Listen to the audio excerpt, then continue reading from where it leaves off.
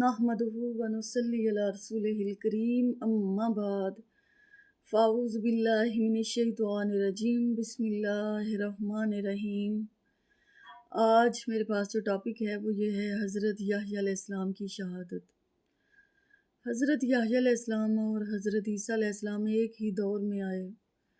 حضرت یحییٰ علیہ السلام عمر میں حضرت عیسیٰ علیہ السلام سے 6 ماہ بڑے تھے۔ حضرت یحییٰ علیہ السلام کی والدہ اور سیدہ مریم سلام اللہ علیہا کی والدہ آپس میں سگی بہنیں تھیں۔ اس طرح حضرت یحییٰ علیہ السلام رشتے میں حضرت عیسیٰ علیہ السلام کے ماموں لگتے تھے۔ حضرت یحییٰ علیہ السلام کے دور میں یوں تو رومیوں کی حکومت تھی، لیکن انہوں نے تھوڑی سی آزادی اور خود مختاری اسرائیلیوں کو بھی دے رکھی تھی تاکہ وہ اپنے مذہبی معاملات خود ہی نمٹا لیں۔ حضرت یحییٰ علیہ السلام کے دور میں اس علاقے کا جو بادشاہ تھا، اس کا گناہ یہ تھا کہ وہ اپنے بھائی کی بیوہ کے ساتھ ناجائز تعلق رکھتا تھا، یعنی زنا کرتا تھا، اور حضرت یحییٰ علیہ السلام اس کو اس بات سے روکتے تھے، ٹوکتے تھے اور کہتے تھے کہ تم حکمران ہو اور تمہاری یہ حرکتیں ہیں تو عام عوام کیا کرے گی؟ شرم کرو، تم اولاد یعقوب میں سے ہو، توبہ کرو۔ وہ بادشاہ ان کی باتیں سنتا اور چپ کر جاتا، کیونکہ اللہ سبحانہ و تعالیٰ نے حضرت یحییٰ علیہ السلام کو بہت عزت دی ہوئی تھی۔ اللہ سبحانہ و تعالیٰ نے ان کی بات میں بہت اثر رکھا تھا۔ ہزاروں کی تعداد میں لوگ حضرت یحییٰ علیہ السلام کی باتیں سنتے تھے اور توبہ طائب کرتے تھے۔ حضرت یحییٰ علیہ السلام کی نیکی اور پرہیزگاری بہت مشہور تھی، اس لیے بادشاہ بھی چپ تھا۔ لیکن وہ بدکار عورت بادشاہ کو بہت تنگ کرتی تھی اور کہتی تھی کہ اسے قتل کرو۔ پھر یوں ہوا کہ اس بادشاہ کا سالانہ تخت نشینی کا جشن ہوا۔ اس میں اس بدکار عورت کی لڑکی نے ڈانس کیا، وہ ڈانسر تھی۔ بادشاہ نے دیکھا تو خوش ہوا اس کا ڈانس۔ بادشاہ نے کہا، بڑے دربار میں جو مانگتی ہو مانگو، میرا وعدہ ہے میں تمہیں دوں گا۔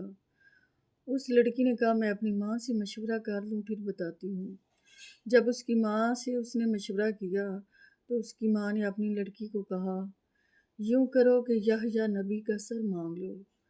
اس لڑکی نے ایسا ہی کیا۔ بادشاہ نے بڑے دربار میں وعدہ کیا ہوا تھا اور حضرت یحییٰ علیہ السلام آلریڈی قید خانے میں تھے، تو بادشاہ نے سپاہیوں کو بھجوایا۔ انہوں نے حضرت یحییٰ علیہ السلام کو نظر بند کیا، ان کو لٹایا، ان کا سر کاٹا اور تھال میں رکھ کر اس عورت کو بھجوایا کہ یہ تحفہ ہے۔ اس طرح حضرت یحییٰ علیہ السلام مظلوم مارے گئے۔ حضرت اسماء جو کہ ابو بکر صدیق رضی اللہ تعالیٰ عنہ کی بیٹی تھی، ان کا بیٹا جب عبداللہ بن زبیر قتل ہوا اور اس کی لاش کو درخت پہ لٹکا دیا گیا تو عبداللہ بن عمر رضی اللہ تعالیٰ عنہ نے اسماء سے کہا، اسماء، تمہارے بیٹے کے ساتھ جو سلوک ہوا دیکھ کر بہت صدمہ ہوا۔ تو اسماء نے کہا، عبداللہ، میں اس اپنے عبداللہ کے قتل ہونے کا کیا غم کروں، جبکہ اس دنیا میں ہم نے دیکھا کہ یحییٰ نبی کو ایک بدکار عورت کی فرمائش پر قتل کر دیا گیا۔